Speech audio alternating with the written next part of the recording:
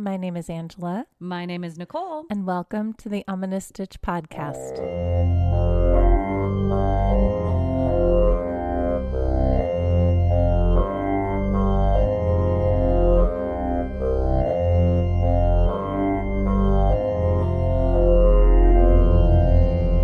Hello, Stitchers! Hey, everybody. Welcome back to another amazing episode of the Ominous Stitch podcast. Huzzah. Huzzah! We are back and back in action. I'm back from my vacation. Yeah, we had a little week off, didn't we? Yes, and it was wonderful. I went to the mountains. I escaped from the heat.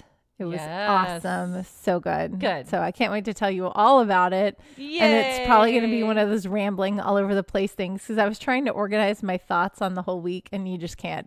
There's so much, but it was so fun. I agree. Yeah, so fun. And I feel like I haven't seen you in forever. I feel like it's been about 20 lifetimes. Aww. And another crazy thing is like school is right around the corner. No. Actually, yeah. I love my kids. Yeah. Oh my gosh. I love that. I love my kids, but there was this viral video I have to tell you really quick because that's how my brain works. It's an old video, but it's this mom at Target, and she's like, "You guys are all complaining about getting school supplies and pencils. I have 3 kids." And there's a teacher that's going to take my kids for 9 months. I will buy you pencils. You want a microwave? She's like going around Target. She's like, these teachers have to deal with these kids. I will get you a microwave. Do you want this? She was so cute. I love it. And she's like, you guys are complaining. Why are you complaining? Like I will hit my kids. Like not being mean about it, but she was hilarious. And I was like, you're right, because yeah, teachers are awesome. They're right now planning for our kids. Yep. And watching our kids and teaching our kids. Yep. For 9 months straight. Yes. It's a lot of work. It's a lot of work. Get the pencils, people. Yeah. Get the school Get supplies. the binders. Get the pencils. Take Get care whatever of your you teachers. need. Yes. Our teachers are awesome. Our teachers are awesome. Take care of the teachers. Yeah. Because they take care of your kids. So right. It's important. Yeah. Yeah. No, I love summertime with my kids because I don't have to wake up early to take them to school. Yes. So that's nice. And I just love my kids. They're fun. They're fun. They're enjoyable. I like to hang out with them. I think they're hilarious. But now that they're all older, that's the other thing, is that they're older and it's not easier. Like, they're very independent. Yeah. And they've gotten to the point where they're so independent that I don't even see them anymore when they're home. So I have to like drag them out of their rooms. Like, come talk to me. Come play with me. Let's do something. And they're like, No. Yeah. See, no. I mean, we have to monitor our kids because screen time like makes them go crazy. Yeah. So that's what gets crazy is like, if they don't get the screens, what do we do? I'm like, you have to do board. Like you have to be bored to learn how to figure out You've what got to to do. be bored. Yeah. So we had a list of things going for them that we would have them, like, you have to do all of these things before you can have some screen time. Yeah. And they sneak off to do screen time, but I try to limit it to like an hour at a time before I pull them off. And I'm like, we have chores to do. We have stuff to do. Let's go do a project. Let's read a story together. Let's do whatever, blah, blah, blah. And then they sneak off. But most of the time, what I am excited about them returning to school for is that my house will stay clean for more than 10 minutes at a time. That's the other thing, is that I have my youngest, we call her the hurricane, because wherever she goes, there's like a wake behind her. Yes. There's just stuff That's everywhere. my youngest too. I think that's a general youngest children syndrome. Yeah. I was telling you earlier, but I'm going to tell our Stitchers, when we were at camp, at the end of the week, the counselors do a fashion show of stuff that has been left all around the camp, all the lost and found items. And my daughter was like, "Oh, that's mine. We're like, "Go get it." Yeah. And then they have to, whoever stuff it is, they have to go up to the counselor and take it. Get it. Yeah. I love it. It was so funny. We were laughing so hard. But yeah, I can't wait to tell you guys all about camp. I can't wait to hear about your stitch. I can't wait to find out what we're talking about today, because I don't know. I never know. Do I know what we're doing today? We're continuing. Oh, we're back on the road trip? Yes, we are. Yes, back on the road. We have to finish this road trip. It's getting real long. We do. But I mean, I like all the detours that we're taking along the way too. But I'm excited to get back on the road trip. Like I said, this is like my favorite road trip that we've done so far. I love it. It's so fun. I love cryptids. They're so fun. It's getting weird. I'm telling you. It's yeah. Yes. Are they weird? They're nice. I've been doing some crazy research, and it's taken some weird turns. But we'll talk about it soon. But you have a lot to talk about. So I do. What's got you in stitches? Okay. So as you guys know, we just got back from family camp. So we do this camp. This is our 3rd year doing it. We've signed up for next year already. It's such a lovely thing, and this is the 2nd time we've done. Most families will sign up for the same week. And if you sign up for the same week, then you get to know the families that are at your week, and your kids get to make friends, and they keep these friends all year. And so that was really cool because my oldest has her best friend she met last summer. They've talked every day. Aww. And so when they got to see each other this year, it was just like, they were so excited to see each other. They barely spent a moment apart because they were just too busy telling each other about everything. And the coolest thing is that they pushed each other to actually participate more, and they got up on stage for the variety show night. They got up on stage. So it was really cute for the variety show night. They, my daughter's friend sang a song that wasn't the Macarena, and they had a Macarena herd up on stage behind them. So my daughter was like, assemble the Macarena herd. And so all the counselors in training, and a bunch of other kids ran up on stage. There were probably like 40 kids up on stage, and counselors, and they all did the Macarena to a song that is not the Macarena. And it was funny. It was like, what is this? Awkward, but funny. Yeah, awkward but funny. It was very Monty Python-esque. Because you're like, what is happening here? So it was really cute. And then they also sang on the coffee house night. They sang a little duet together. Aww. Which was sweet, because I'm like, oh my gosh, look at my kids getting up there and like being brave and putting themselves out there. My son was all of the groups on the variety show night. The variety show night is the last night. Let me do this. Every night at camp, there's like a special theme that the families all come together and they do different things. So the coffee house night is poetry and music mostly. And then the variety show could be any other talent that you have. So we've had stilt walkers. Some kids do gymnastics. Oh, wow. There's skits. There's all kinds of stuff. My son got up on stage like 3 times, and usually it's the kids groups. All of the kids groups will go up and do a skit with their counselors, and they're usually making fun of the other counselors at the camp So I expect them to get up for that. But then my son got up for some other skits as well. Nice. That he did with his friends. And I was just like, oh my gosh, look at like, he's very shy, and he's not being shy, and he's putting himself out there. In fact, when they were doing his group skit, the counselor he was impersonating is like the biggest, loudest, boldest counselor that there is. And all the counselors have camp names. So this counselor's camp name is Spork. I love it. Spork. And he's awesome. And he's definitely a kid favorite, but he yells and he's loud. And my son, who I call him Mumbles, because he can stand right next to you and he's like, oh, that's my oldest. And you're like, what are you saying? I can't, you are right next to me and I can't hear you. What are you talking about? He gets up there and he's like, hey, everybody. And he's yelling. And I look at my husband. I'm like, what is happening? It was so good to see them just like really burst out of their shells, put themselves out there. Have fun. Yeah. Have fun. My oldest got to do a camp out in the woods, like in the open, just a sleeping bag and a pillow. And she really bonded with her group. And she's in the teenager group now because she's a teenager. And oh my gosh, it's just so much fun. And I personally hiked 13.1 miles the entire time I was there. I'm like, I'm hitting my half marathon. Yay, that's great. So it was good. We did lots of hiking.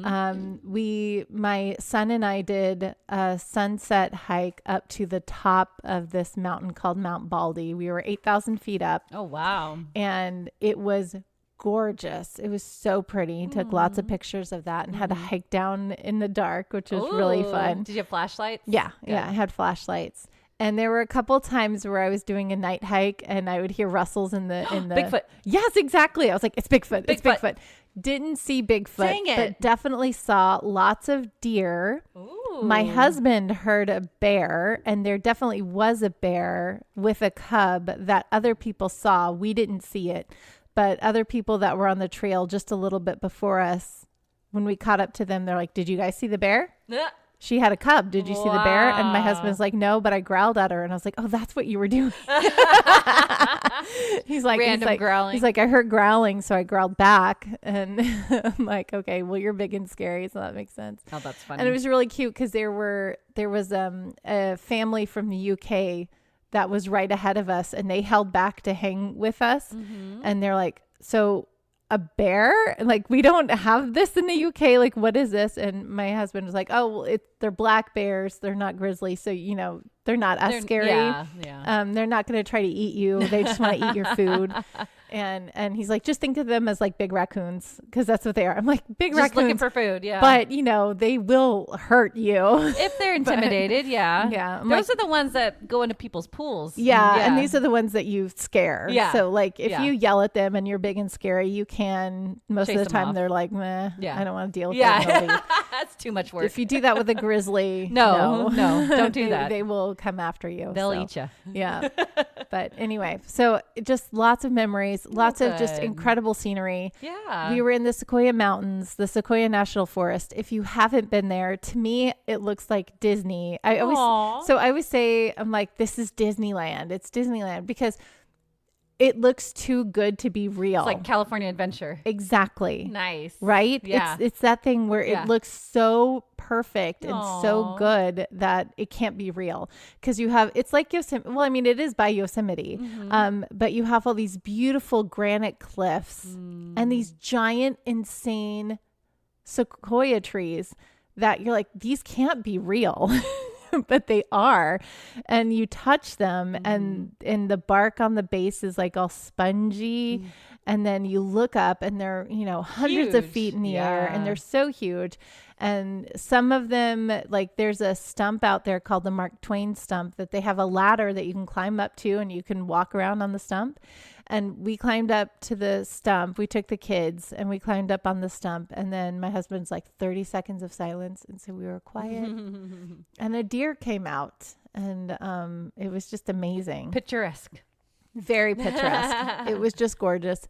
And it was amazing. And it was so nice to escape the heat. Yes. And just be in this beautiful wilderness that it doesn't look real. I mean, they have giant ferns, and I'm like, ooh, we're in indoor. And then, like, where are all the Ewoks, No. But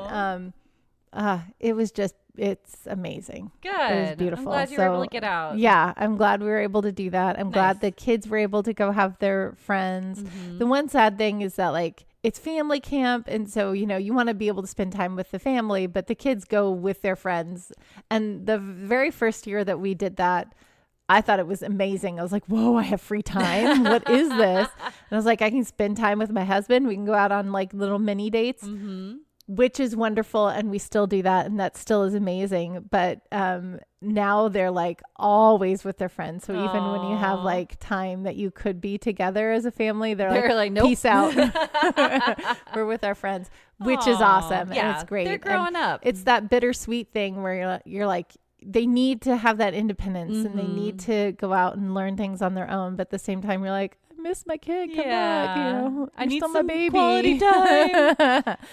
But yeah, it was wonderful. Good. And the Disney night was so much fun. We didn't win the costume contest. Did your costume come in time? No. Dang it. Angela showed me her costume before she left. And she said, look at this. I didn't know that Amazon, Amazon can be, very all over the place. Yeah, Amazon was all over the place. And so I always check the sizing charts because I'm like, okay, if it's coming from like China, I know the sizes are going to be different. Smaller, yeah. They're going to be a lot smaller. Right. And so I checked the sizing chart and it was an American sizing. So I ordered what I wouldn't wear as an American or US sizing, right? Right. Which was not at all the right size. I could put it on and zip it up a little bit. And so I wore an undershirt and then I had a cardigan that I wore over it. And who were you? So I was Joy. Yeah. We were each of the 5 emotions from Inside Out, the 5 original emotions from Inside Out. So I was Joy. My husband was Anger. Nice. Which was awesome. His costume was awesome. I'll have to show you pictures. Okay.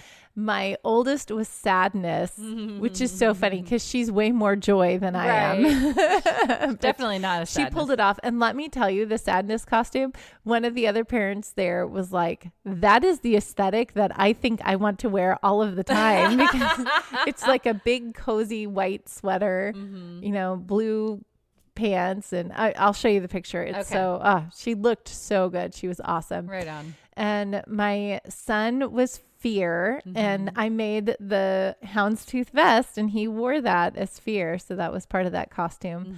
And then the one complaint about my son's costume is that there wasn't enough purple. We just made a purple antenna because he doesn't have hair. Right. He has just that purple antenna thing. So we made a purple antenna out of pipe cleaners, but what we really should have done is put like a purple bald cap on him. I was going to say, or beanie or something. Yeah, purple beanie with, you're so smart. I should have made a purple beanie. Made a purple beanie with a little thing hanging off of it. Next time, because we told them, we're like, these are going to be your costumes for Halloween. Nice. This is it. Do that all the time. And then my youngest was Disgust, and she looked so adorable. Her costume was just perfect. Right on. And there was a counselor there named Opal.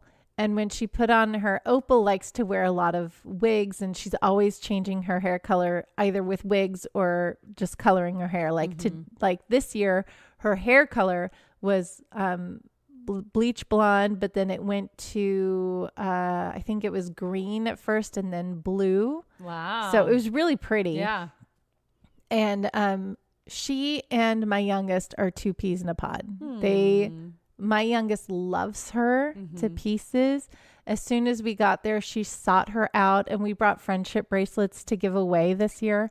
And so she found her and gave her a friendship bracelet, and they were just hugging, and they were like, so excited to see each other. And then any chance that my youngest got, she was in arts and crafts with Opal, hanging out with her.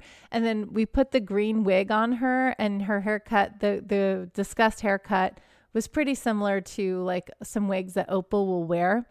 And I put it on her. I was like, oh my gosh, you look like Opal. Aww. You're mini Opal, like the face shape and her coloring and stuff. And Opal found her and was like, oh my gosh, my mini me. Aww, and cute. It was really cute. So yeah. And so we looked great.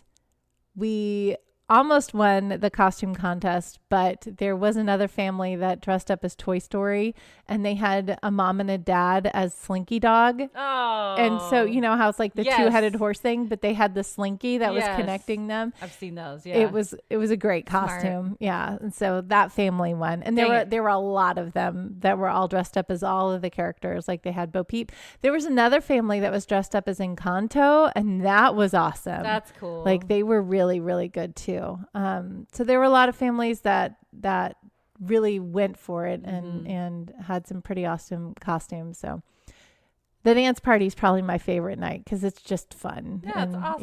Yeah. Anyway, so yay camp. I feel refreshed and energized. Good. And it's an awesome place to go and an awesome place to be. So yay. I'm glad. I'm so glad you had fun. Me too. All right. That's enough talking about that.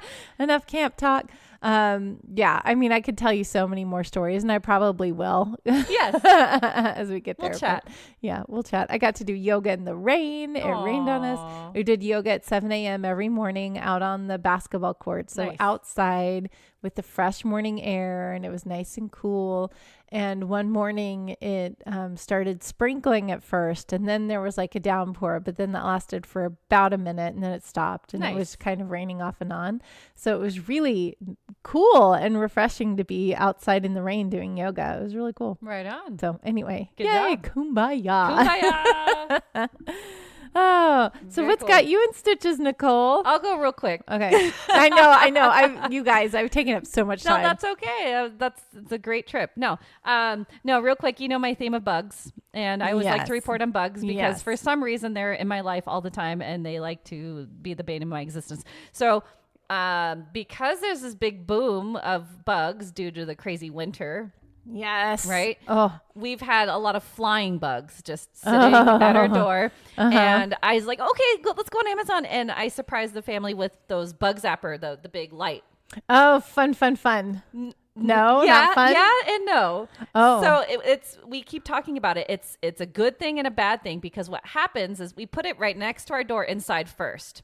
And when we open the door, all the bugs fly in because they're attracted. They're sitting on our door, attracted to that light. Yeah. And so they come in and you hear zip, zip, zip, zip, zip, zip. Like it's crazy. So they're attracting them, but they're coming into our house. Oh, no, not good, Nicole. Not good. So then we decided to put it outside. And that was even meaner because I felt really bad. We turn it on and it wouldn't stop.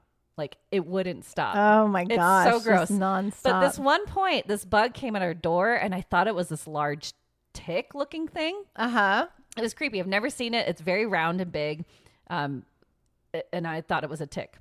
So the next day I come out and I'm doing laundry and I see the bug sitting on our ground. I was like, shoot, like, that is not cool. It's dead. Uh-huh. So I pick it up and I take a picture and iPhone. I don't know if your iPhone can tell you what it is. Yes, which is so cool. Yeah. So we figured it out and it's part of the scarab family. And you had a scarab beetle? I had a kind of, okay, so I got really excited because I was like, oh, that's really cool. They're only in the Southeast Canada, West Indies, like India.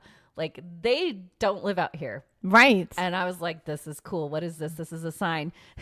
I look into it further. Smart me. It's part of the scarab family, but it's apparently they're really popular in the LA basin. Specific one, and I was like, oh, I thought it was special. Yeah. But it's like a June bug. Oh, June bugs. Yeah. Never seen one. Oh, really? Yes. Oh my gosh. gosh. The whole time I've been here, I've never seen a June bug. Oh. But it is part of the scarab family. I didn't know June bugs were part of growing up in Texas, they were everywhere. Really? And we used to take June bugs and put them on each other. That and cicadas. So the cicada I shells. don't like the cicada shells. No. We'd put them on everybody. Like but gross. June bugs, oh my gosh. Didn't know that. I can't tell you how many times there'd be like these big June bug. Yeah. They're here. They're June beetle, June bug. But anyway, I thought I was special. I'm not. No, you are special. You are very, very special. You're sweet. You're but anyway, special. Just we're having fun figuring out where to put it. So we think we're gonna put it back in the middle of our house so it's not attracting the bugs to the door. But if they get in, then you'll zap them. Yeah. Nice. But it's fun. You guys need to get one. Well, we have a big bug zapper that we haven't. I don't know why it's not plugged in right now. Plug it in. Well, because the outlet that we were using went bad, and we got a new fuse for it, so we can use it. We just haven't plugged it back in yet.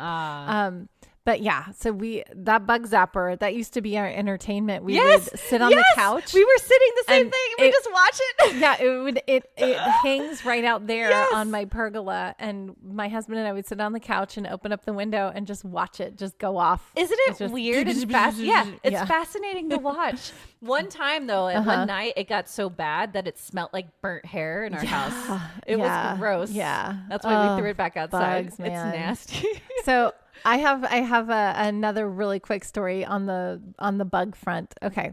So yes, we have a ton of bugs, and in my barn we have a lot of spiders. I was getting the alpacas pellet ready so that we feed them these pellets that have their minerals and vitamins and stuff that they may not be getting from the hay, and it's like a supplement you give them.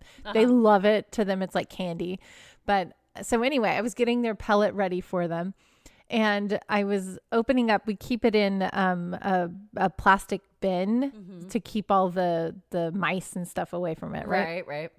So I was opening up the plastic bin, getting ready to put it in.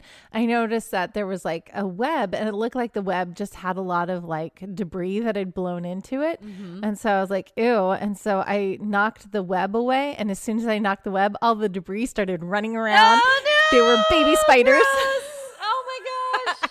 I had baby spiders all over me, all over like the alpaca stuff. And I was like, oh my gosh, this is Nicole's worst nightmare. That I'm going to show you a video later. It was terrifying. That reminds me of that too. Oh my gosh. Did you send it to me where the guy was pulling back? You sent me a bug video. No, maybe it's real quick. It's a video where there's this huge spider sitting in somebody's laundry room. No, yeah, no. It's huge. It's creepy, and they take this big mop thing and they're like, let's smash it, and they smash it, and it just erupts into baby spiders. And it's just like all over, and they called it, the newspaper, like it's a spider piñata.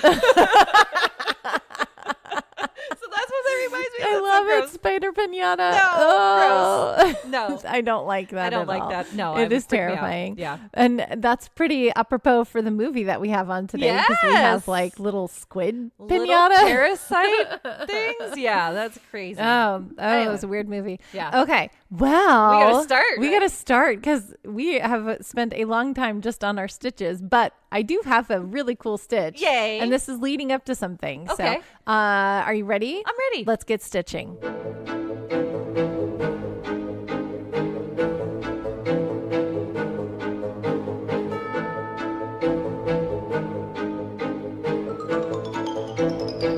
Okay, Stitchers. So we are back doing our beloved Tunisian crochet today again. This is also from knitterknotter.com. Ooh, I love that. Knitterknotter.com. And this is the Tunisian Crochet Double Crochet. Did you know you could double crochet in Tunisian crochet? You can. Yeah. You can. And it's if you think about it, it works pretty much the way that you would expect it to work. It's a double crochet. So basically you set it up like you normally do. Oh, actually, no, you don't. You don't set it up the way that you normally do.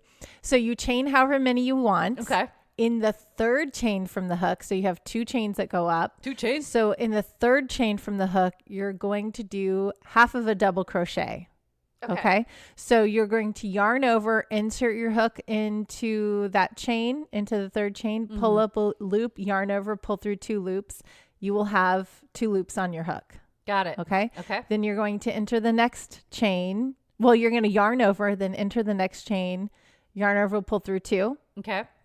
Okay. Then you have another loop on your hook. Got it. Yep. 3 loops on your hook. Does that make sense? Yeah. So it's kind of like you're doing half of a double crochet all the way down. Does that make sense? Yeah, yarn over, pull up a loop, yarn over, pull through 2. Yeah. So then you always leave 1 loop on your hook, and that's how you load your Tunisian crochet. So you're like doing half of a double crochet all the way down, leaving that last loop on your hook. Right. And then the back pass is exactly the way that it always is, right? You're going to yarn over, you're going to chain 1, which is just that first loop, and then yarn over, pull through 2, yarn over, pull through 2, yarn over, pull through 2, all the way down. Right. Regular back pass. Okay.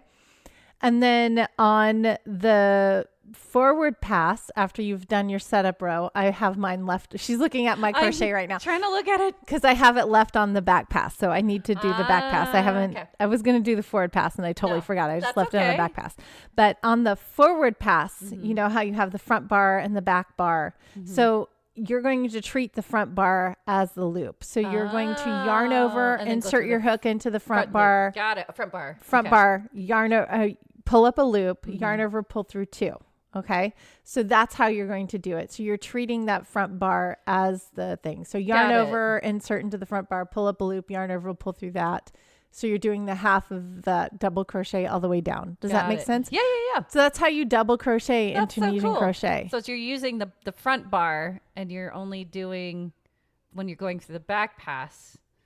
The back pass is when you complete that double crochet. Right. And you always want to make sure that you're going to chain 1 so that you can keep the height. You're going to chain 1 before you start that front pass. I forgot to say that. That's important. So after you finish, yes, this is important. If you want to keep the height right, Once you finish the return pass, you got to chain one before you yarn over and pull up a loop in that first front bar. Got it.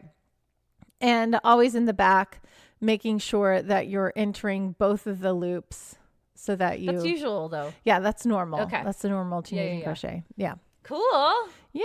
So you're going to block it. It looks like you're going to be blocking this different pattern back and forth because you came up from the last stitch. So right? yes. So what Nicole is talking about, and you'll see this when we take the picture of it. I continued. So last week I did the reverse double crochet, or I'm sorry, the reverse single crochet, Tunisian crochet. Yeah. That's what it's called. That's long. Last week I did the reverse Tunisian crochet stitch, right? And so I started doing the double crochet on top of that stitch, right? Is that what you're talking about? Correct. Okay. And the reason why I'm doing that is because there's a pattern that calls for both of these stitches that is like a wavy Tunisian crochet pattern. So cool. Right. And so that's why I'm doing it both on this. This is like a practice swatch. Nice. But yeah, so that's why I'm learning both of these stitches because it's going somewhere. We're building up to something. So yeah. I love it. Yeah. So this is the double crochet. I feel like Tunisian you're going to always style. do Tunisian now. I love Tunisian crochet. I can't help it. Yes. My next week's is also a Tunisian crochet. See? Now that I think about it, You're hilarious. It is. That's great. I will get back to regular crochet as well, but you know. No, you found something that you love. Yeah, so. new stuff. Yeah. And New stuff. Well, I think because you know how your algorithm starts to read your brain. Yeah. So you're finding it shows me a lot of patterns, Tunisian course. crochet stuff right now. I mean, it good. shows me like other crochet stuff too. And then my husband sent me this one because I guess I've been around my husband long enough that his feeds start feeding him crochet stuff too. He's listening to our podcast. Yeah, he's listening to the podcast. So he showed me this like micro knitting. It looks like she's using needles. Whoa. Like not knitting needles, but like sewing tiny, needles. Yeah. Tiny needles. How? And she knit a frog and she knit a dress for the frog with these tiny little needles. How? I feel like my hands are just sewing thread. big to do that. My eyes can't see that. Right? It's too small you need a for my magnifying eyes. glass. Yeah. That's how I feel when I'm cross stitching too. Yeah, I need a magnifying glass. tiny, It's so tiny. Yeah. My eyes are gonna go bad. It's too little. Yeah. I gotta work big. Work Work that big chunky so my eyes yarn. are tired. Yes, chunky yarn. Oh, so that's it for stitch time. Yay. I am so excited for story time. I got some gold for you. I think you're gonna have fun. Nice. Yeah. Let's put on our travel pants. Yep. And jump on the road. We are road tripping. It is back to Cryptid road trip. Yay. It is story time.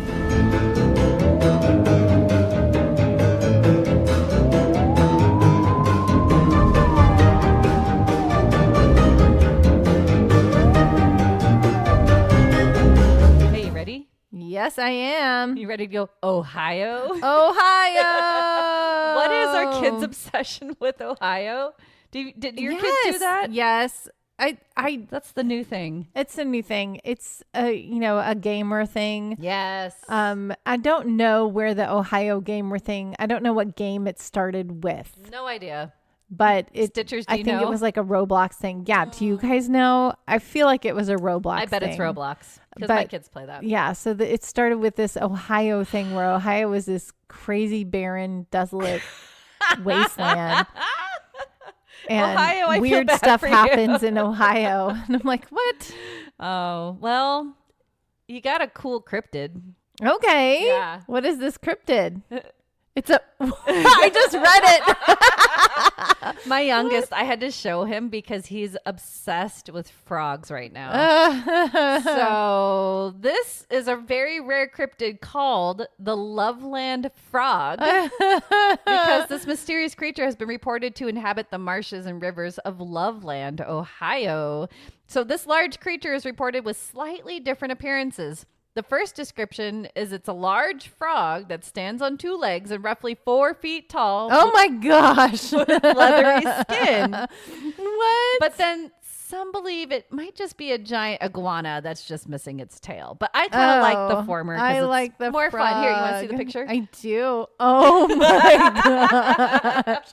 It's Mr. Toad. He's going to take you on a wild ride. Mr. Toad. Oh my gosh, That's you're right. crazy. You guys, this is cute. It kind of looks like Jar Jar Binks without the ears. He's got a big pot belly. Yeah. That is awesome. Skinny legs. Oh, I love it. I love it so much. Okay, going back to camp, that was something that my son would do every night with his buds is they would go frog hunting. And during the day, they would go hunt frogs around the lake. Oh, that's so funny. Well, there you go. I love it. Loveland frog. Here's another photo that someone did. What happened to you, Kermit? He looked crazy. He's a little mutated. Yeah, he's got like crazy hair. It looks like he's got like an afro. Oh, no, that's just his head. It's just a different coloring. That's a weird coloring. Weird. Yeah. So the first reported sighting of this amphibious creature takes us back to May of 1955.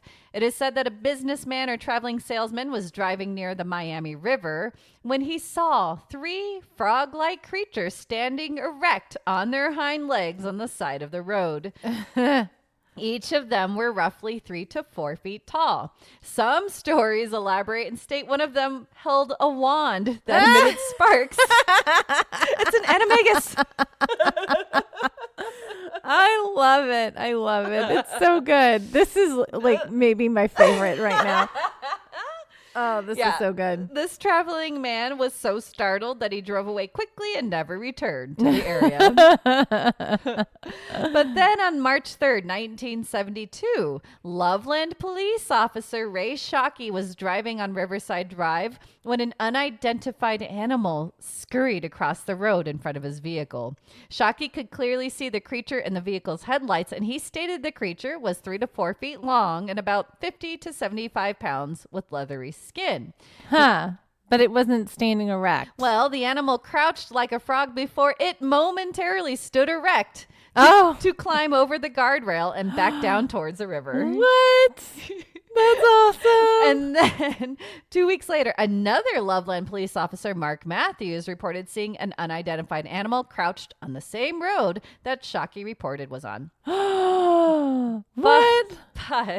But here's where your fantasy life gets kind of cut short. Matthews decided it best to shoot the animal. No, stop shooting them. I know. He recovered the body and put it in his trunk to show Shockey. Matthews stated that it was a large iguana, roughly 3 to 3.5 feet long, and it was missing its tail. Matthews stated that when Shockey was shown the dead iguana, he confirmed it was the animal he saw 2 weeks prior. Okay, so dead iguana. It's not the frog. Don't kill the Loveland frog, you guys. He's a legend. Right? But we do move on to 2016. Because it had kids. There were in the 50s, there were multiples of them. Yeah, they had probably babies, right? Yeah. Sam Jacobs and his girlfriend were playing Pokemon Go in Loveland. Yeah. They were close to Lake Isabella and they spotted something odd. Jacobs wrote in an email, "We saw a huge frog near the water. Not in the game. This was an actual giant frog." I'm trying to think of what the frogs are called in Pokemon Go. Oh, something different. I don't know. But they look exactly like what they're talking about here. Yeah.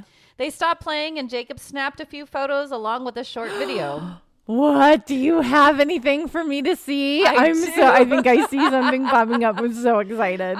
You guys. So he wrote on to say, "Then the thing stood up and walked on its hind legs. I realize this sounds crazy, but I swear on my grandmother's grave, this is the truth.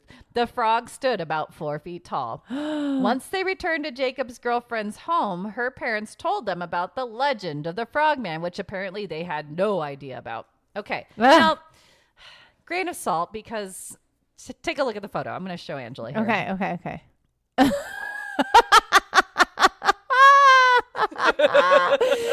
Oh my gosh, the eye shine is so good.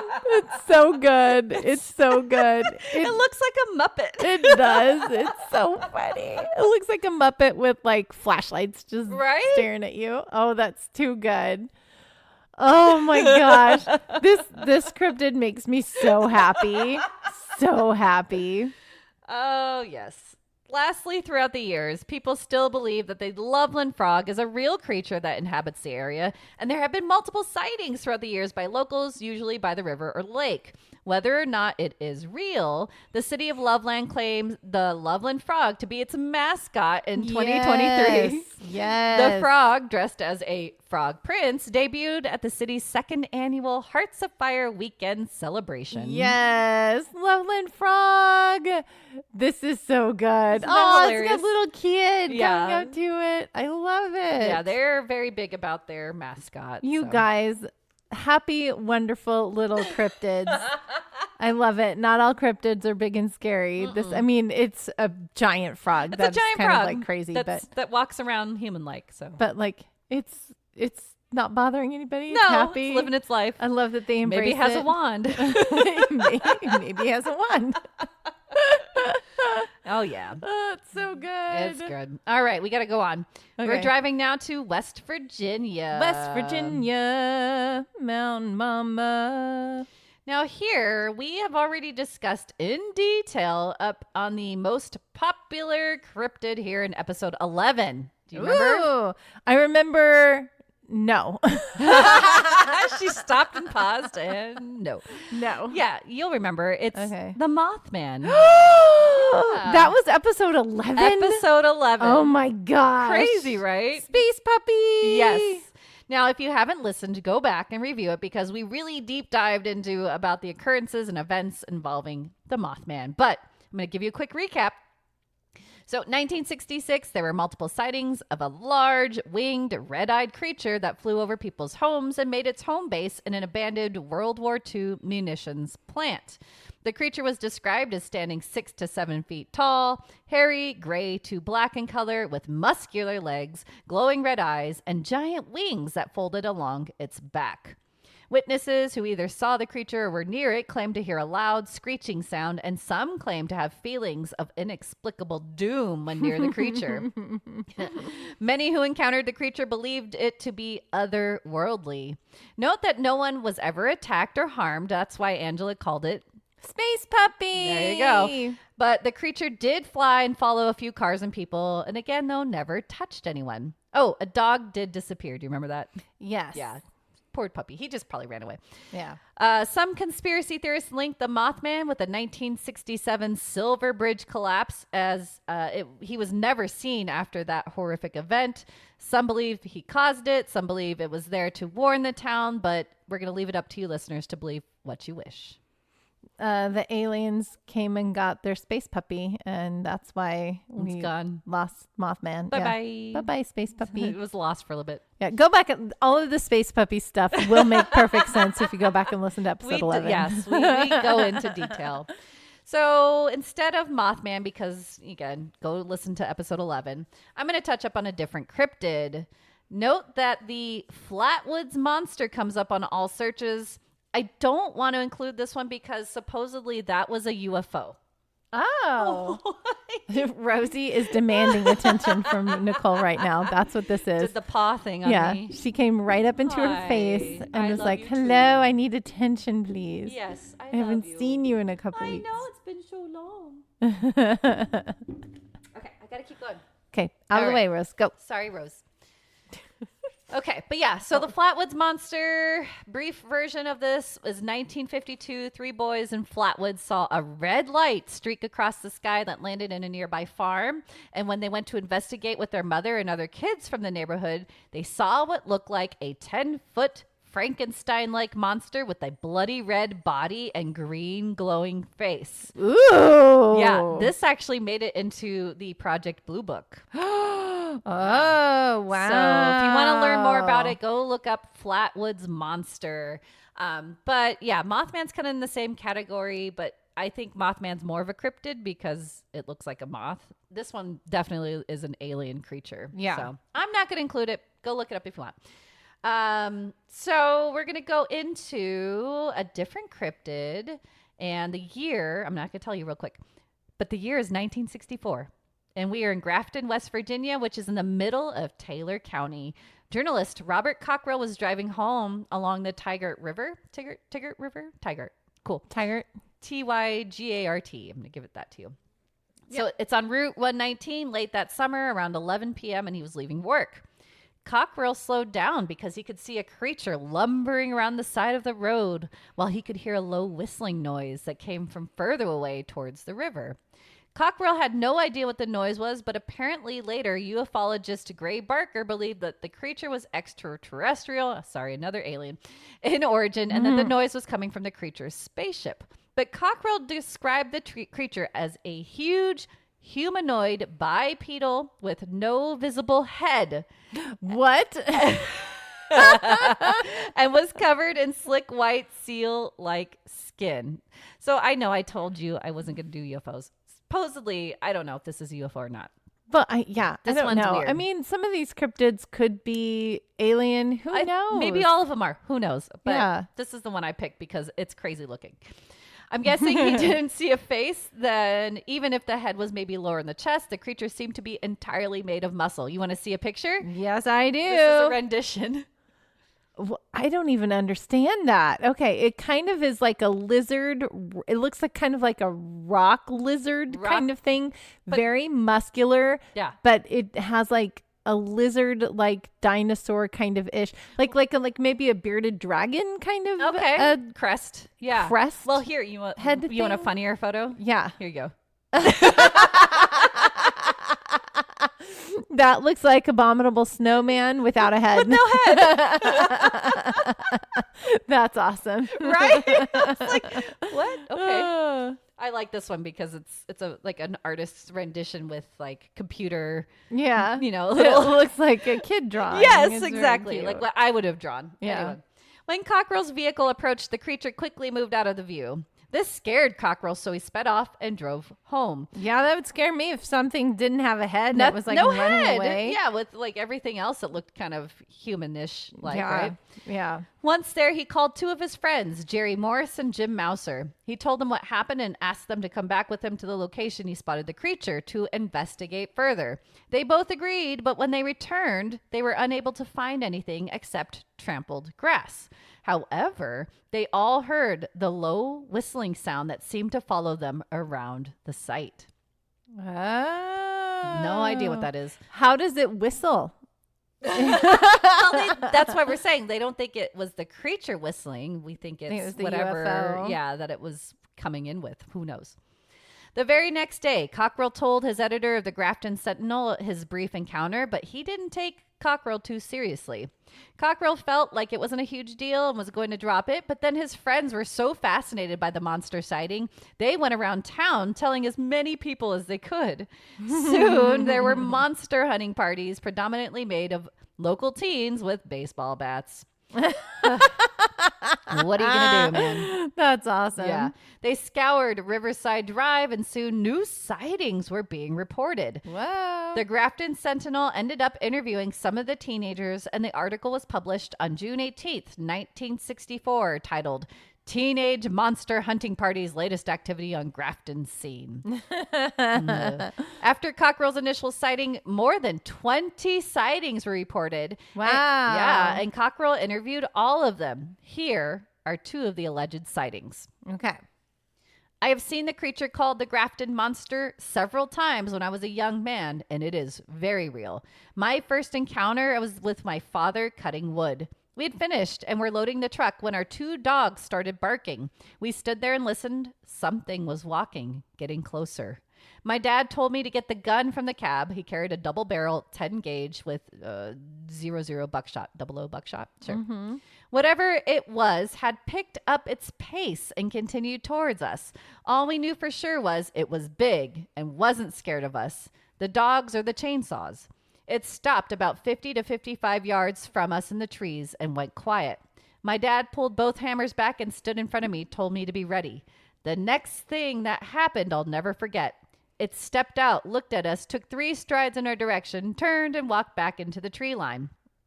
That was like, I see you. Yeah. With what eyes? I know. I don't understand this creature. I don't either. That was my first sighting of the beast, and I'll never forget it. My second encounter was about 2 months later at night, fishing alone. I spotted him on the opposite bank, and I got the hell out of the area. But they didn't describe it, so I'm guessing it looked exactly what everybody else said. I have no idea. The second one, I saw the monster near the river early in the morning. It saw me and instantly froze. With what eyes? With what eyes? It did not move. I was fishing at the time and left all my gear there and started to run away. As I ran and turned, I saw that it, too, turned away and started running off. As I got near my truck and began opening the door, I heard a whooshing sound and a bright light appeared above the tree line. I drove off and got my gear 2 days later. Ooh. So is this another space puppy? Space puppy. Right? Just a different version? I don't know. Or it could be Bigfoot. Just no head? I don't know. But okay, but then the whooshing and the bright light makes me think that it was like a ship that it was running to. Exactly. So maybe this isn't a UFO. Maybe I don't know. They like to vacation there with their animals. That's all I'm saying. West Virginia is like a hot spot for the aliens. They're like, this is a great spot to land. To hang out with their pets. It's like a road stop. Yeah. Let your pets go run around on the pit stop. Let your pet go run around and give it a month. Yeah. Oh my gosh. That's funny. Since so many people were scouring the area with weapons, no less, the police got involved and did their own investigation. June 19th, the Grafton Sentinel stated that the monster was simply the result of quote unquote spring fever and locals were just bored. Okay. The town calmed down and thankfully no one was hurt from the monster hunts. And it also stated that the creature was just an individual who had been pushing a handcart loaded high with boxes along Riverside Drive Tuesday night. No, no, not at all. That is such a far-fetched. Nothing to do with what people have been seeing reporting. No, yeah, no. I think they're just trying to figure something out to ease, people's fears. Thank you. Next. Yeah. Thank you. That's I don't know. That song doesn't go there, but it kind of does. It's like, no, that's not right. No, just move along. So who knows? Grafton monster. What do you guys think? But yeah, I think it's cool. Yeah. Another space puppy. Another state. Yeah. Right. Mm-hmm. Again, I'm sorry. I said I didn't want to go into aliens, but this was so cool. It's very cool. Right? And yeah, it might be alien, but who knows? A lot of these might be alien. Yeah. Who knows? Who knows? But it's fun, right? It's very fun. It's very fun. Okay, we're going to go on to Virginia. They share cryptids with other states surrounding it, i.e. Mothman, Bigfoot, Beast of Bladenboro. Do you remember that guy? Yes, I do. Cat creature. And a couple I'm saving for Maryland. Ooh. So this is fun. I'm going to talk about a creature that sounds like a good cartoon idea. Uh-huh. The devil monkey.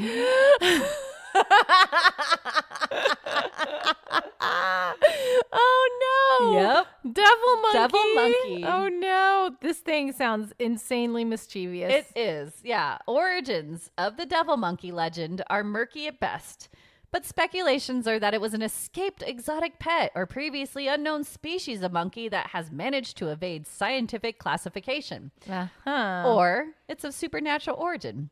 But there are many supposed eyewitness reports of a small, incredibly aggressive primate with a baboon-like appearance and long, thin tail. The reports state the creature is incredibly fast and agile and able to leap great distances and climb trees with ease. Some even report the devil monkey has a taste for livestock. Oh, no. Yep, particularly chickens and goats, and will go to great lengths to secure its prey. The devil monkey lives in the remote areas of southwestern Virginia. Cryptozoologist Anthony Romano is fascinated with this creature because the reports that come to him are extremely consistent but come from a wide range of individuals, from farmers and hunters to hikers and campers. They all describe a very similar creature with consistent physical characteristics and behaviors. Romano also sees a potential connection to other primate-related cryptids from around the world, such as the orang pendek of Sumatra to the ahul of Java, which all describe a small, aggressive primate that defies scientific classification. Note that devil monkeys have also been spotted in the wood areas of Flagstaff, Arizona, which date back to 1934, and also in New Hampshire in 2001. So the devil monkey is everywhere. Yeah, right? Sounds like it. In 1994, there were several sightings in southwestern Virginia, including a woman from Ohio driving one stormy night trying to get to North Carolina. She was taking a detour through Roanoke, Virginia, and about 2:30 a.m., A creature leapt across the road in front of her car. The creature then walked off without seeming to notice the woman or her car. She described it as a monkey-wolf hybrid type creature covered in black fur and stood roughly 6 feet tall on its hind legs. It had pointy ears, a flat snout, and a long, thin tail. She noted it was also very muscular and thin. So here's some renditions of Devil Monkey.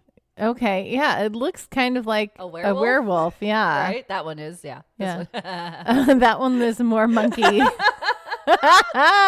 Devil Monkey. Devil Monkey. That's crazy. But that's all I got for you for Virginia. Oh, I like the Devil Monkey. Devil Monkey's crazy, right? Yeah. But again, this is not just in Virginia. And yeah, he's everywhere. Right. And that could be a totally different species that we just couldn't figure out so far. I mean, they're finding cool new things every day. Yeah. So who knows? All right. We're going to go travel to Maryland. Maryland. Now, for such a small state, there are 2 very well-known cryptids that are spotted here. Yeah. So I'm going to give you both. The runner-up for our podcast is a favorite type of cryptid. Yay. It's Chessie, the Chesapeake Bay Beast. Oh, yeah. It's like Nessie. Chessie. The first sightings of Chessie date back to 1846.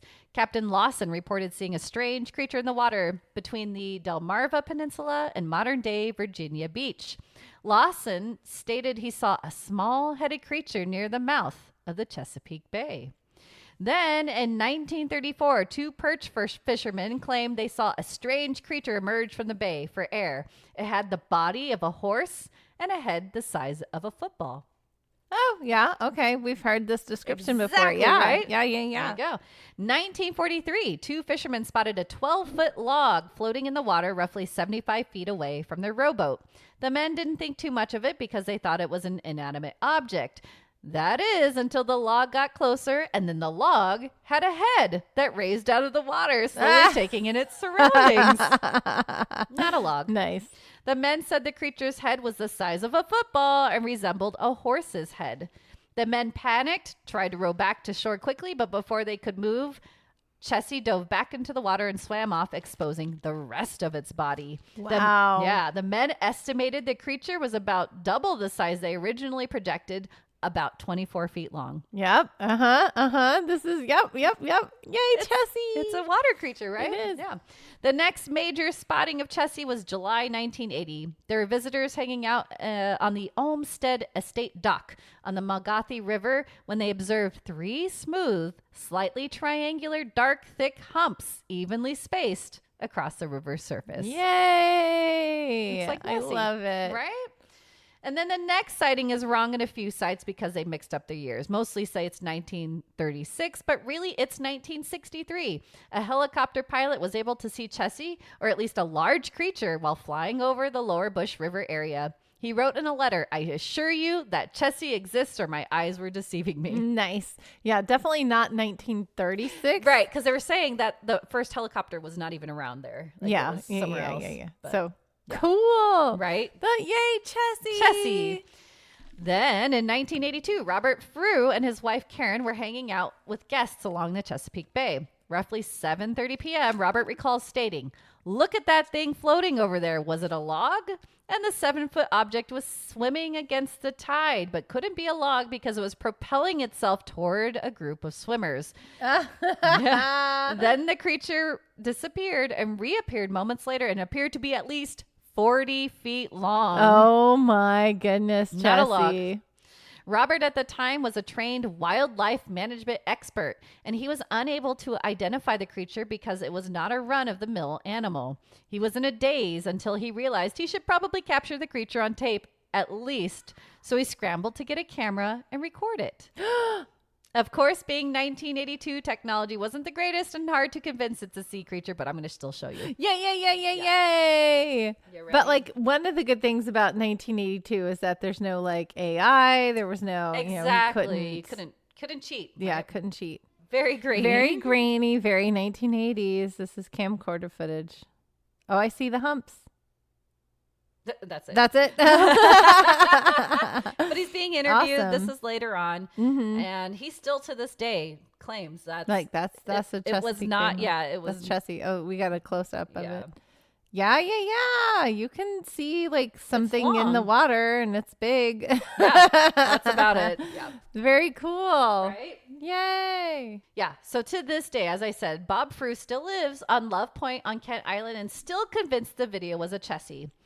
He quotes, "A telephone pole that swims not like a snake. There were 4, 5, 6 of us here. We all saw it. It went around the other side of the island, up in the rocks to a place called Clover Field, and a commercial artist then there sketched it and was exactly what we saw in the film." Oh, that's cool. Right? I don't have that picture, sorry. The scientists at the Smithsonian did scrutinize the video and decided the creature was animated but unidentifiable and were non-committal but not skeptical. Then scientists at the Johns Hopkins Applied Physics Lab enhanced the footage and concluded that the movement was very snake-like or eel-like aquatic animal that was round as a telephone pole with humps along its back and a football-sized head. Yay! Yeah. I love it. Yeah. I love all this confirmation. Right? Yay! Back in the 1980s, Chessie was a popular creature as there were many others on Kent Island who also claimed to see Chessie. As the reports recall, Chessie is thought to be about 30 feet long, as thick as a telephone pole, and dark in color. Most sightings of Chessie occur between July and October, and there's no evidence of Chessie trying to hurt anybody. Yeah, when the water's a little bit warmer, they come up, I guess. Oh, hello, Chessie! So I'm showing Angela a picture that looks someone rendition. Yeah, but yeah. It's not a plesiosaur. I forget what these are. This is a little different. Kind of called, but yeah. We've seen this. Yeah. We've seen this creature. Yeah. Dude, it's a dinosaur. I'm sorry. Yeah. We still have dinosaurs. People don't think so, but I do. All right. Oh, yeah. Theory is that Chessie is a basilosaurus. Basilosaurus. Yeah. That's what they're called. And survived the Ice Age extinction 34 million years ago. Quick tangent. I was going to tell Angela, there's a video I have to show you about dinosaurs that lived way more recent, like even through, because, when the pyramids were being built, mammoths were still alive. Yes. So they're saying that even during that time, there were other dinosaurs still alive, like brontosauruses and things like that. There's a painting I have to show you. Cool. So we'll talk about that That's later. cool. Right? Yeah, that's cool. So, because we're still learning, guys. I'm excited. We're still learning. There's still things out there we don't know. All right. Oh, one more theory I'm going to throw out about Chessie. They claim it's an escaped anaconda.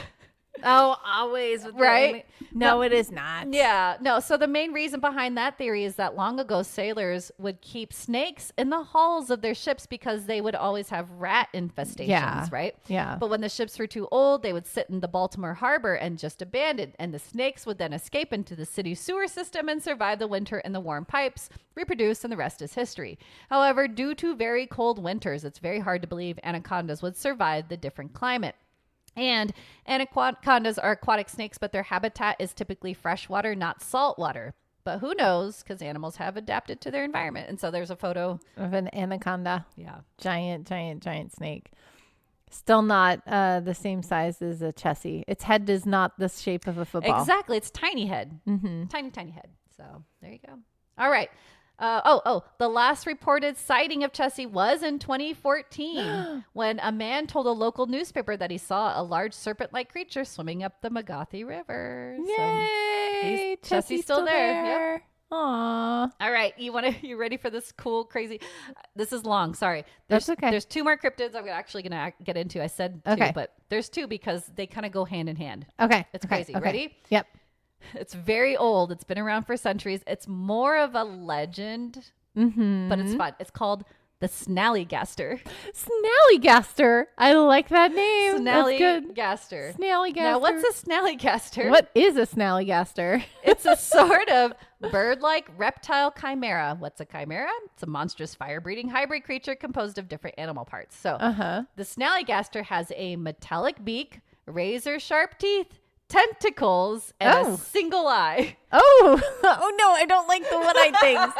My daughter likes to make these mushrooms that have one eye. Yes. Because I crocheted one. Yes, exactly. I crocheted her one with one eye. With one eye, yeah. I don't like one-eyed creatures either. Oh, I know. There's something sketchy. Yeah.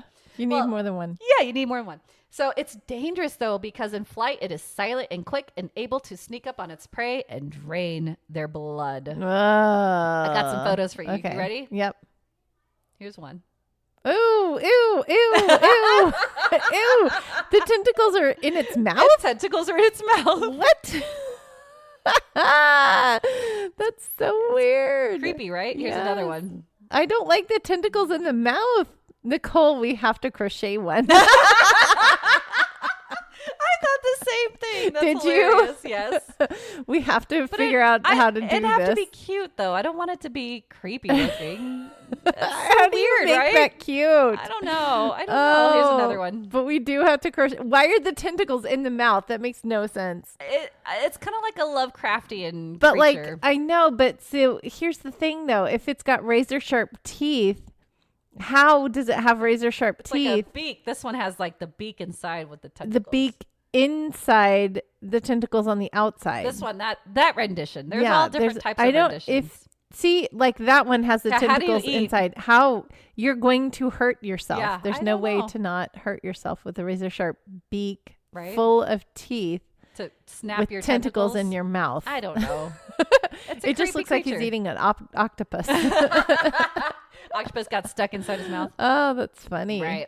Well, the origin of the snelligaster traces back to the 1730s of the German immigrants settling into Frederick County, Maryland. The early accounts from this new community claim to have been terrorized by a monster called a Schnellergeist, or quick ghost in German. Oh, yeah. Schnell is fast. Schneller? Geist is... Ghost. Geist. Ghost. Geist is ghost, yes. Schnellergeist. There you go. The creature was described as half demon, half bird with metallic beak and razor sharp teeth. And don't forget the octopus-like tentacles. Gross. It's so weird. Why out of the mouth? I don't know. Again, they read too much Lovecraft. I don't know. The creature lived and haunted the forests and mountains, and it would fly silently over its prey and, as I mentioned, swoop down and suck the blood of its victims. It also had a piercing scream and enjoyed stealing children and livestock. Oh, no. Yep. Guard your kids. Apparently, hide your kids, hide your wife. If you would paint, though, this is crazy. If you painted 7 pointed stars on your buildings and homes, it would keep the snelligaster at bay. And apparently, you can visit Frederick County and you'll still see some of these stars painted on local barns. Oh, wow. It's still there. The creature and legend did fade over time, but then in 1909, the snelligaster was reported on in newspapers of apparent sightings in Maryland and nearby states. February and March of 1909, the Middletown Valley Register published several articles regarding encounters between local residents and the snelligaster. Eyewitnesses described the snelligaster as having enormous wings, a long pointed bill, claws with steel hooks, and an eye in the center of its forehead. The snelligaster also screeched loudly like a locomotive whistle, and apparently witnesses took note of its eggs somehow as they claimed they were the size of barrels. Where are these eggs? I don't know. No idea. The Smithsonian Institution offered a reward for its hide, and even President Theodore Roosevelt considered hunting it personally. Oh, that's funny. It made the news that much. That's funny. But sadly, those reports were revealed to be part of a hoax. Yeah. Created by newspaper editor George C. Roderick and reporter Ralph S. Wolf in an attempt to create more readers. They knew the early legend from German folklore and also knew about the Jersey Devil, which had been spotted only weeks later. That's another cryptid I'm going to talk about. Oh, are we talking about Not the Jersey today, Devil? Oh, okay. When we get there, yes. Yes, when we get there, because that's huge. Yes, it is. Yeah. Now, what makes my blood boil, I got to point this out, is that in the Atlas Obscura website, they did more digging into the history of the snelligaster in 1909. It seems that cryptid was used to strike fear in colored folk, as the Valley Register published a story titled "The Colored People Are in Great Danger," and that the creature only attacked colored people, preferring colored men to colored women.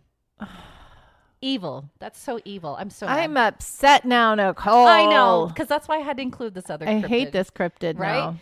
Then another article from that period quoted an eyewitness that claimed the snallygaster was an omen of ill for colored voters who deserted the Republican Party in the presidential election. Oh, boo, boo, boo, boo, boo, yeah, boo. I said no comment because I'm so mad. I know. I had to throw that in because that was part of a big history of this creature that they were like, oh, let's use it to put fear into other people. 1909. I hate it so much. Right? I hate it so much. Bad history. People. Oh my gosh. Bad people. Yeah. Let's keep going. Yes, please. Because we try to stay away from topics like to talk this. About we politics. don't do politics here. But I had to put that in. But we have very strong feelings yes. and very upset feelings yes. about that. History. Okay. Bad history. Okay. Yeah. But reports in other states that spotted the snallygaster back in the early 1900s, they believe it was a 20-year lifespan, and no one has ever reported on the creature since. So is it real or just a bedtime story? No, it is evil, and evil. I don't ever want to hear about that thing again, and I'm upset that I even thought it was funny. But here you go. Yeah. This is going to make you feel better. I promise.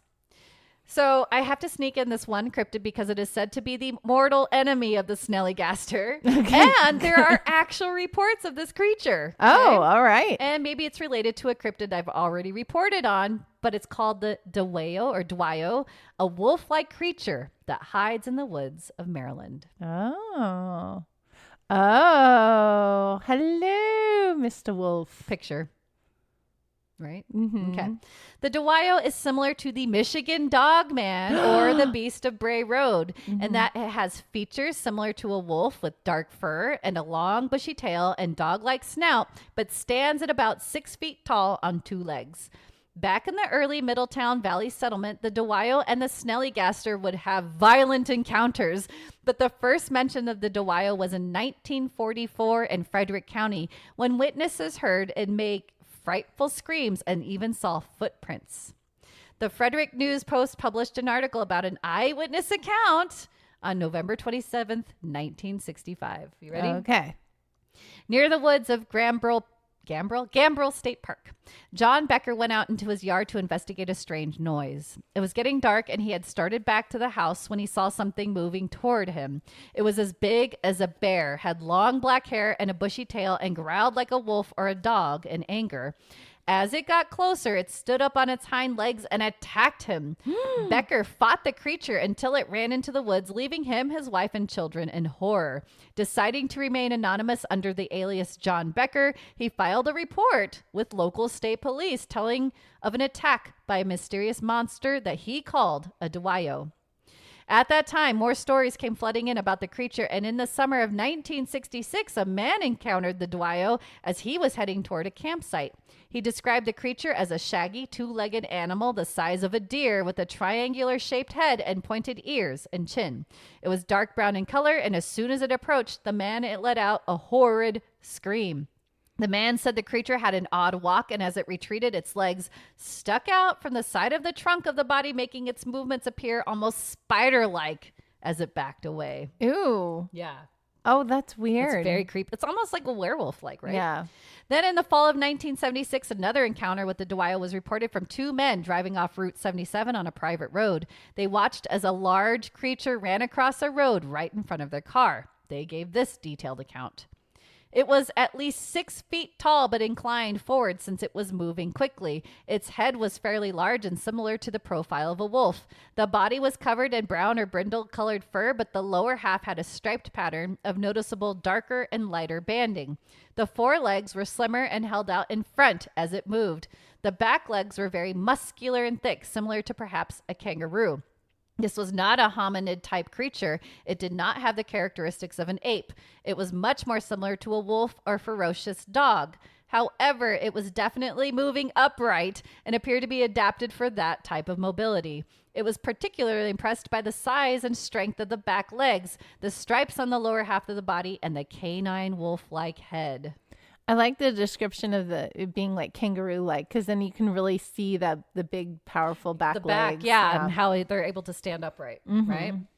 And then later in 1978, 2 park rangers encountered a large hairy creature running on 2 legs when they were near the Cunningham Falls area. Wow. The Dwyo. Dwyo. So I told you I had to end on a better one. Yeah, thank you for that. Yes. Because I'm not even going to say its name. It's Good. very upsetting and frustrating. And it's I'm terrible. Mad at that one. Me too. But we have a Dwyo. Who's like the mortal enemy. Oh, man. Yeah. So there you go. Crazy, right? Oh, yay. We're at the end of the road trip for today. We are done for today. We're going to go take a break because that was a lot to digest, right? Yes. I what was our first cryptid of the Loveland Frog. Chessie. The Loveland Frog is my favorite one for today. Okay. And I really liked the devil. We just scrolled through the devil monkey. The devil monkey was hilarious. And the big white one without the head, what was that one called? Oh, some kind of monster. Making me look. The Grafton Monster, I believe. The Grafton Monster, yeah. That one was kind of cool. It's weird, right? It's very weird. I don't have a head. How does it looking at you? How is it eating? How does it know where you are? Well, that's what I was saying. So some people are theorizing that the head is really like in the chest area. Like it doesn't have a separate like area here. Like it's in the chest, like the brain and everything. I don't know. Yeah, I feel like there's a Bugs Bunny creature that is we talked about that. Yeah. Remember I showed he was like red. Yeah, he was a big hairy red creature. Yeah. Probably related. Maybe they're brothers. Yeah, maybe. One's white, they one's just orange. come in different colors. Yeah. Oh, that's cool. Oh man, this was a fun trip. I'm so glad we got back on the trip. So if you guys are enjoying being back on the road with us with the Cryptid Road Trip, we want to know, have we hit your state? Is there a cryptid that we haven't covered that you're hoping to hear? We want to know. Please email us at the ominousstitch@gmail.com. Ominous Stitch. 2 S's right there. 2 S's. You can also jump over to any of our social medias. We are on all of the things, and drop a comment there and let us know if we've hit your favorite cryptid, or if you're excited about a cryptid, or you want to make sure we hit one in your town or your state. Yeah. Let us know. You can also jump over to podbean.com. That is where we host our wonderful little podcast for you guys. Woo, woo. And get today's show notes, or any show notes from any previous episode that you want to just go back and listen to, or go back and reread and revisit. So that's it for our road trip. We do have one more thing to do. One more thing. And it is movie time.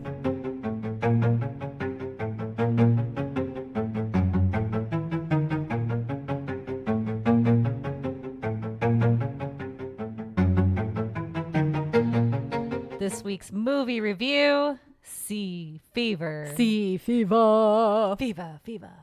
Released in 2019, IMDb rating of 5.7 stars, and the synopsis. The crew of a West of Ireland trawler marooned at sea struggle for their lives against a growing parasite in their water supply.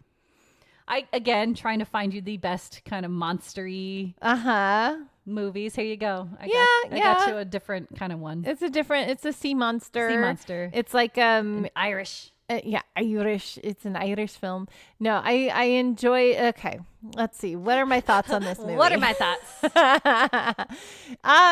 It was good. It was fine. It was a little different. Yeah, it was pretty. I feel like it was kind of bare bones. Yeah, like there wasn't a lot very of simple character development. No, it was just kind of like here. It was very formulaic to me. Like here's a scientist that's kind of antisocial, and she has to leave her research, and her research is about preserving these organisms that just kind of are anomalies, and figuring out how they fit into the ecosystem, and that kind of a thing, right? Yeah, no, you did pretty well with so that. She starts off in her lab, and her lab boss is like, you gotta go, you're getting on a boat, go you gotta be social, you gotta meet people. And she's like, what? Yeah. And so she goes on this boat with a bunch of people, and she's doing some research out on the ocean, looking for anomalies in the catch that these other people are going out. They're fishing for something. I don't know what everybody's job is. It's a trawler. They're going out to fish. They're all there to do respective jobs to get fish to make money. Yeah. So they're out there making money. Yeah. They go to a part of the ocean that they're not supposed to go to, which they didn't know. Well, the man. So it's a husband and wife. Yeah. And the husband knew that he changed their course and they went to a spot that they weren't supposed to go to. And they sort of had an inkling about that because they're like, oh, there are whales here. There's not supposed to be whales here. Yeah. So anyway, he takes them to this other place that they're not supposed to be. And then they encounter this creature that apparently feeds on whales and mistook their boat as a whale and tried to feed off of the boat. Big, creepy creature. Yeah, it was like a giant squid. It had giant glowing blue squid. Yeah, it had it reminded me of a siphonophore. I think that's what they're called. Have you seen these creatures? Nope. So I don't know if I'm saying it right. This is just off the top of my head, but there's like a sea creature, a siphonophore, I think. Siphonophore. But Sephorophore. It's kind of like a big squid-like creature, or like a big jellyfish-like creature, but it's made up of a lot of different organisms that come together to make this big organism. Is real. And it's got that biofluorescence. I didn't know that. And they live deep in the ocean. And siphonophore, is that right, guys? Look it up. Let me know. I'm going to look it up. Yeah, we're going to look it up. So anyway, that's what it reminded me of. But it's like a big... but this was like kind of more squid-like. It had a lot of tentacles that was grabbing onto the boat and it was injecting its babies. It's like kind of larva in there so that it could grow and feed. You're so smart. You should Did I get it right? Jeopardy. Siphonophore? Siphonophore is a plural. Yeah. Or siphonophore is one port says. But you're right. It says, although they may appear to be individual organisms, each specimen, in fact, is a colonial organism. Wow. Yeah. You're so smart. Yeah. These like boggled my mind. Siphonophore. Now I'm going to go down a rabbit hole because this is creepy. Yeah, but see, like, look, she's looking at a whole bunch of pictures. Look up at the siphonophores. It was kind of like that. Yeah, you're right. But anyway. But bigger with tentacles. But and bigger, squiddy, like massive that eats whales, Right. And so anyway, it attached itself to the boat. It injected. Ooh, that's crazy. That's crazy. It injected its little babies into the boat. Tiny babies. The little babies got into the water system and then they've injected it, or they got infected. They got infected. So hence the fever. They would get infected with these little parasites that would kind of eat them from the inside out and kill them. And so they saw crazy. A boat floating. This is the big part that I was like, oh, duh. Like they saw a boat and they're like, oh, let's go get them because we don't know what's going on. Their boat got damaged, right? Right. So they went over there, just three of them. Well, because the creature had the boat. Right. They couldn't move. They couldn't move. That's right. Yeah. So they went over to this other boat and everybody's dead. And the guy was like, oh, let's not tell anybody. Yeah. I was like, why? Yeah. And there's sort of like a little romance thing going on, but never really happened. Oh, with the scientist? The scientist and one of the guys on the boat. But that was immediately, I won't ruin it, but. Yeah, that didn't happen. Yeah. It's like they tried at some character development, but instead it was just like, let's just move the plot along. Let's get through this movie. Yeah. Yeah, I felt rushed. Right? Yeah. It felt like there go plot, wasn't just go. And no character development. Yeah. It was, you know what it reminded me of? Like an X-Files episode. Yeah. But no Mulder and Scully. And that would have made it way cooler. Yeah. But see, like the only thing, like this would have been a cool movie. It's a great idea. But they didn't develop any of the characters. You didn't care about anybody. No, you didn't care. I didn't care about the scientist. She had no, because she's supposed to be antisocial, she was so flat the whole time. Yeah. And I guess she did a good job doing that, but it was like, I'm not invested in you. She was trying to come out, and like I think they were trying to get her to come out of her shell, but she didn't really. She cried once. She cried once. She started to care about the people, but she did at the end because she had to do something. I'm not going to spoil it because you should go see it. Yeah, I mean, she was very selfless. Yeah. And because she cared about the creatures more than anything. That was the cool part. Like, she's very involved in her work. But I mean, she cared about the creatures, but it was also like, we can't bring this back to the mainland, right? Because then it was like your astronaut movie. Yes. Yeah. Oh wow. Just underwater. Yeah. Hey-oh, connections. You can't bring this parasite back to land because there's no way to kill it. They couldn't figure it out. Yeah. So they had to stay. It was fine. We just ruined everything, but that's okay. Yeah. You can watch it still. You can watch it. It's free. It's free. So I knew I recognized the main captain guy. I guess he's not the bad guy, but he is because he didn't tell anybody. Yeah, right? he's the one that got them to that area. Yes. Yeah. And I was like, what is he from? And I couldn't find a movie, but he's from a TV show. I don't know if you've ever watched it. Hold on, let me find it. Oh, he's in Ever After. He's the prince. Oh. And Ever After. I didn't watch Ever After. Drew Barrymore? No. Oh, Ever After the movie. He's the prince. Oh. Younger, obviously. Younger. Yes. Way younger. So I remember him from that for Yes. sure. But he's also in a show. Where did it go? Called, I think it's Hemlock Grove. Did you ever watch that? No. Here it is. Cool show. I'm going to go on a quick tangent real quick. But Hemlock Grove is like a creepy, evil-ish in a small Pennsylvania town, and it's got like werewolves and vampires and things like that. Oh, cool. I've never seen Hemlock Grove. Yeah, you should. I got bored one year. When did that come out? Yeah, 2013, 2014. It's pretty cool. You should check it out. Creepy. Right.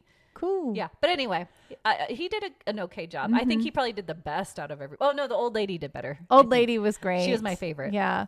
Oh, and the whole Irish thing that I didn't know, you can have a redhead on board. Oh yeah. That was huge. Yeah. That's a big. Redheads are big no-nos. Which is crazy because like I feel like 80% of the population's redheaded. Well, I don't know. Redheads are a big no-no. You can't have them on a boat. On sea. That was another thing is they were mixing a lot of the superstition in, which was cool. I like the superstition. Yeah, that was fun. But yeah, it was okay. Yeah. How many stitches would you give it? It's a meh for me. Right? So I'd say like, I don't know, 4.5. Okay. I was going to say 4. Were you? Okay. Look at us. Look at us go. Yeah. I guess it's worth a watch. So I watched it on Tubi. Where did you watch it on? I watched it on, I don't know. There's a couple ways. Yeah, there's a couple ways. I watched it for free. Tubi's free. Tubi's free, said and you can something watch else it was on free. Disney, but I don't remember. Yes, Disney Plus. Really? I watched it on Disney Plus. Okay. Yeah. So it's on Hulu, Disney Plus. That's how I watched it. Tubi. Yes. Okay. Well. Yeah, I watched it. It was fine. It was okay. Yeah. If you like sea movies, go watch it. Yeah. If you haven't seen it and you want to watch a sea movie and you like a little bit of Irish, then, it's fine. Meh. That's our recommendation. Meh. It's a meh. Okay. I love it. You can crochet to it. Yeah. You need to watch it a little bit here and there. Yeah, you need to watch it a little bit, but yeah. Overall. Yeah. Love our feelings about this, huh? Yeah, it's very meh. It's okay. Oh, man. Well, the rest of this episode wasn't meh, so hopefully you guys enjoyed it. And until next time, we will see you, Stitchers. See you, Stitchers.